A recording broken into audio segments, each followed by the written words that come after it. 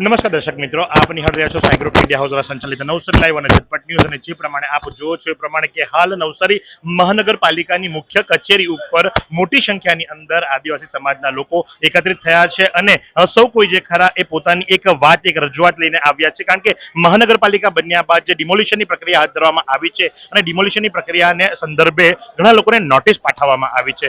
તો એ નોટિસની અંદર મહત્તમ વિસ્તાર જે ખરો એ આદિવાસી વિસ્તાર છે અને ગરીબ લોકોનો વિસ્તાર છે અને એવો સીધા રસ્તા ઉપર કદાચ આવી જાય એવી પરિસ્થિતિનું નિર્માણ થવા પામ્યું છે. તો ત્યારે રજૂઆતના સંદર્ભે આજે લોકો મોટી સંખ્યાની અંદર આવી પહોંચ્યા છે. સીધા વાતો કરીશું. શું જણાવશો? કારણ કે આદિવાસી સમાજ પહેલેથી જ એક તો એકદમ મધ્યમ વર્ગની અંદર અથવા તો ગરીબ વર્ગની અંદરથી એ લોકો પસાર થવું પડતું હોય છે અને જ્યારે એમને એક આશરો જે છાપરું છે એ પણ છીનવાઈ જાય તો ત્યારે કેવી પરિસ્થિતિનું નિર્માણ થવા પામે? જોહાર જય આદિવાસી. આજે આદિવાસી જનજાગૃતિ સમિતિ નવસારી દ્વારા એક આવેદન પત્ર કહો કે ભલામણ પત્ર કહો, આજે નવસારી મહાનગરપાલિકાના કમિશનરશ્રીને ભલામણ કરવા માટે આવ્યા છે કે નવસારીમાં વર્ષોથી લગભગ 100-125 વર્ષથી નવસારીમાં આદિવાસી સમાજના લોકો વસવાટ કરે છે અને મોટા ભાગે એ લોકો રસ્તાની આજુબાજુમાં જ વધારે વસવાટ કરતા હોય અને સરકારી જમીનો પર કોઈ વસવાટ કરતાની સાથે અત્યારે મહાનગરપાલિકા બન્યું છે. તો મહાનગરપાલિકા બન્યું તેમાં નવસારીના આદિવાસી સમાજનો પણ પૂરો સાથ સહકાર છે કે નવસારીનો વિકાસ થવો જોઈએ, પણ નવસારીના વિકાસ સાથે આદિવાસી સમાજના લોકોને પણ નુકસાન ન થાય તે માટે પણ અમે એક કમિશનરશ્રીને ભલામણ કરીએ છીએ કે અત્યારે જે પ્રકારે દરેકને નોટિસો પાઠવવામાં આવી છે તો નોટિસો પાઠવ્યા બાદ તરત જ ડિમોલિશન કરવામાં ન આવે. ડિમોલિશન કરવા પહેલાં એમના માટે રહેવા માટે વૈકલ્પિક વ્યવસ્થા કરવામાં આવે, ત્યારબાદ જ કોઈને પણ છાપરાને નુકસાની થાય એ માટે અમે એક આવેદનપત્ર આપવા માટે અહીં નગરપાલિકામાં આવ્યા છીએ. તો સાથે જ બીજા પણ એક સ્થાનિક અને જે પોતે પણ આદિવાસી સમાજમાંથી આવે છે અશોકભાઈની સાથે વાતો કરીશું. અશોકભાઈ, આપ તો પોતે પત્રકારત્વ સાથે જોડાયા છો, પત્રકાર છો અને આપ દરેક પરિસ્થિતિને સારી રીતે જાણો છો. તો આપ શું જણાવશો? કારણ કે સ્થાનિકોની અંદર જે પ્રશ્નો હોય છે તમારી પાસે પણ આવતા હોય છે, તો કઈ રીતે આ પ્રશ્નને હલ કરવાની કોશિશ કરશો? આજે આદિવાસી સમાજ હોય કે ગરીબ, બધા ગરીબ વર્ગના જ છે અને ઝૂંપડામાં રહેતા છે અને મજૂરી કરીને ખાનારા માણસો. જ્યારે નોટિસ આપવામાં આવે ત્યારે સામાન્ય માણસ હોય તો આખું પરિવાર ટેન્શનમાં આવી જતું હોય છે કે અમારું ઘરનું શું થશે, રસ્તા પર આવી જશું તો. આવી પરિસ્થિતિમાં નગરપાલિકા હોય કે મહાનગરપાલિકા હોય એમણે એટલું વિચારવું પડે કે જે માણસ ઘર વિહોણો થાય એને ઘરની સામે ઘર આપવું પડે અને જમીનની સામે જમીન તો આપવી જ પડે.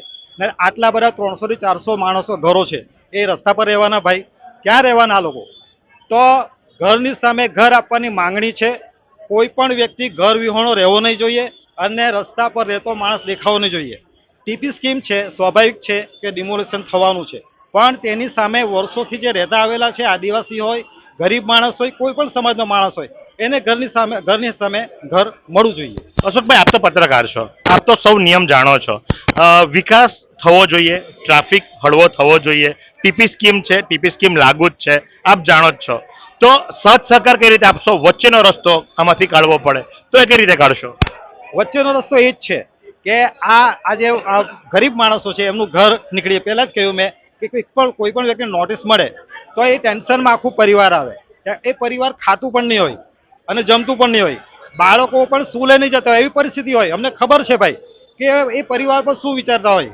તો ત્યારે વચ્ચેનો રસ્તો એ જ છે કે જે સરકાર છે, મહાનગરપાલિકા છે, કલેક્ટર છે, એમણે એક જ રસ્તો કે ઘરની સામે ઘર આપે, ત્યારબાદ જ જે ઝૂંપડા છે, જે ઘર છે તે ખાલી કરાવે. તો શું આ જેટલા પણ ઘરો છે, આપણે ઝૂંપડા નથી કહેતા, કારણ કે ભલે એક નાનકડું ઝૂંપડું હોય પણ એ પરિવાર માટે તો એનું આસિયાનું હોય, શું એ બધા લીગલ છે? લીગલ હોય કે ઇલીગલ હોય, પણ માણસ વર્ષોથી રહેતો તો છે ને. આજે માણસ ક્યારે સરકારી જમીનમાં રહે, એની પાસે કંઈક નહીં હોય તો જ રહેતો હોય ને. પણ એની સામે સરકારે આપવું જોઈએ એવું મારું મત છે અને 100% સરકાર આપશે એવી મને ખાતરી છે. ચોક્કસથી અમે પણ એ જ આશા રાખીએ કે કોઈ પણ ઘર વિહોણું ન થવું જોઈએ. કારણ કે આજે એક વ્યક્તિ નહીં, તમે જોશો એ પ્રમાણે ન માત્ર ભાઈઓ સાથે બહેનો પણ મોટી સંખ્યાની અંદર આવ્યા છે. કારણ કે કદાચ અશોકભાઈની ભાષામાં એ નાનું ઘર કહેવાય, પણ દરેક વ્યક્તિ માટે એ પોતાનું આસિયાનું કહેવાય અને આસિયાનું જ્યારે છીનવાઈ જતું હોય, જ્યારે એનો મહેલ છીનવાઈ જતો હોય તો એની રાતની ઊંઘ પણ હરામ થઈ જાય છે. એક ખૂબ જ જાણીતો ચહેરો, કારણ કે જ્યારે પણ કોઈ પણ મુસીબત આવે, પછી દસરા ટેકરી વિસ્તાર હોય કે આખા નવસારીમાં કોઈ પણ જગ્યા હોય, એક નામ પહેલા આવે છે, વિજયભાઈ રાઠોડ. વિજયભાઈ, પૂર્વ નગર સેવક, શું જણાવશો આ પરિસ્થિતિને? કઈ રીતે હવે આનો તારણ લાવશો? હવે હાલમાં અમારે ઓળી મોલ્લાથી લઈને અલીફનગર જે બધાને ગરીબ અને મધ્ય વર્ગ લોકોને નોટિસ આપી છે. અમારી પહેલી પ્રાયોરિટીની માંગણી તો એ જ છે કે આ લોકોને ઘરના બદલામાં ઘર આપો. અગાડી જ્યારે નગરપાલિકા હતી ત્યારે જે આપણે માર્કેટમાંથી ખાલી કરાવેલા એ લોકોને અમને નવી નગરી જે તે સમયે વસાવી હતી. આ જ રીતે હા, વિકાસમાં અમને વાંધો નથી, વિકાસ કરો, પણ આ લોકોને ઘરના બદલામાં ઘર મળવું જ જોઈએ, કેમ કે રોજ લાવીને રોજ ખાવાવાળા છે, કોઈ કરોડપતિ માણસ નથી. એટલે પહેલી પ્રાયોરિટી ઘરના બદલામાં ઘર આપો, પછી જે આગળની જે કંઈ તમારે કાર્યવાહી કરે તે અમને કોઈ વાંધો નથી. શું માત્ર આ વિસ્તારોની અંદર જ આ રીતે રસ્તા પહોળા થવાના, ડિમોલિશન થવાનું? નવસારીની અંદર ઘણા બધા વિસ્તારો એવા છે કે જ્યાં ધનાઢ્ય લોકો રહે છે, જેમની પાસે પૈસાનો પાવર છે, જેમના કોન્ટેક્ટ સીધા કદાચ મોટા મોટા નેતાઓ સાથે છે. એ લોકો કેમ નથી આવ્યા ને આપણે કેમ આવવું પડ્યું? આનો શું જવાબ આપશો? હવે આ ગરીબ લોકોએ તો રસ્તા પર આવવું જ પડે. ગરીબ લોકોનું હવે આ ગરીબ લોકોના બેલી બી ગરીબ લોકો જ છે. એટલે મારી તો એ બી એક માંગ છે કે જૂના ઠાણાથી લઈને સ્ટેશન લગીનો પહેલા રસ્તો ખુલ્લો કરો. મોટા બજારનો બી જે અત્યારે અટકચો છોડી દીધો છે તેને બી પૂરો કરો. હા, રોડ ટીપીમાં રોડ હોય તો બધાનું જ આપણે કરવાનું કામ, કોઈને ખોર ને ગોર નહીં કરવાનું. કોઈને ખોળ નહીં, કોઈને ગોળ નહીં. બહુ સાચી વાત છે. મોટા બજાર જેવા વિસ્તાર છે, સ્ટેશન જેવા વિસ્તાર છે, જૂનાથાણા જેવા વિસ્તાર છે, એની અંદર પણ ડિમોલિશનની પ્રક્રિયા એ જ ઝડપે થવી જોઈએ જે ઝડપે આ લોકોને નોટિસ આપી અને આ લોકોને દબાવવાની વાત થાય છે, કારણ કે આ બધા બિચારા મધ્યમ અને ગરીબ વર્ગના લોકો છે. ખૂબ મોટી સંખ્યામાં બહેનો જોડાયા છે, એમની સાથે વાતો કરીશું. તમે ક્યાં રહો છો? રામજી ખત્રી. તમને નોટિસ મળી? હા, મળી. કેટલા દિવસ પહેલા મળી? એ અઠવાડિયું પરિસ્થિતિ છે હાલ તમારા વિસ્તારમાં? અરે રાત્રે તો ઊંઘ બી નહીં આવે સાહેબ. અમારે તો કામ ધંધા અટવાય, છોકરાઓ અટવાય, બધો કામ આવેલા છે. આટલું બધું થોડું કઈ એ થાય? કેવી રીતે ખાવાનું રહ્યું? હા સાહેબ, હા ઘર આપ. તમારું શું નામ છે? નિર્મલા વિનાયક સોની. તમે કઈ જગ્યાએ રહો છો? અમે રામજી ખત્રી રહીએ. કેટલા વર્ષોથી રહો છો? અમે 35-40 વર્ષથી જવાના. 40 વર્ષમાં કોઈ દિવસ નહીં, ને આજે આ લોકો જયારે ઘર ખાલી કરવા માટે નોટિસ આપે છે, કેવું લાગે છે? અત્યારે તો અમને બહુ તકલીફ પડે. અત્યારે તો અમને જાય તો કા જાય, અમે અમારી રહેવાની ગરીબ માણસ કા જાય. આજે આટલા વર્ષથી અમે રહીએ અહીંયા કાઢીને આ લોકો અમને તોડવાની વાત કરે છે, થોડી ચાલે. નેતા લોકો વોટ લેવા આવે ખરા? આવે આવે અમે આપીએ, આવે છે તો કે હા અમે વોટિંગ લે. અમને સાહેબ ને એક જ રિક્વેસ્ટ છે, ઉભા રહો. અમે બેઠેલા છે એમ કે? અમે બેઠેલા છે એમ કે. તમે વેરો ભરો? હા ભરીએ ને. તમારા ત્યાં મીટર છે? હા છે ને. તો આ બધું આપતી વખતે એ લોકો ક્યાં ગયેલા? એ તો જોવાની છે, એ તો જોવાનું છે ને. બધાની પાસે, તમારી પાસે, બધાની પાસે આધાર કાર્ડ છે? બધું છે, બધું છે, વોટર આઈડી કાર્ડ છે? બધું છે. રેગ્યુલર તમે વોટિંગ કરો છો? હા હા હા બધાને. તમે જુઓ તો આ એ વિસ્તાર છે કે જે રેગ્યુલર વોટિંગ કરે છે, રેગ્યુલર એ લોકો વેરો ભરે છે, એમની પાસે બધા જ કાગળિયા છે, છતાં પણ અંતે આવીને શું, તો ત્યાંનું ત્યાં જ. કારણ કે જગ્યા આપવાની ના નથી, થોડી થોડી જગ્યા ભલે લઈ લો, જગ્યા આપવા માટે પણ તૈયાર છે. અમારે જગ્યા આપા બી ના નથી, પણ થોડી થોડી લેવો, કેટલા લેવો તમે? હવે થોડા ખાવાના.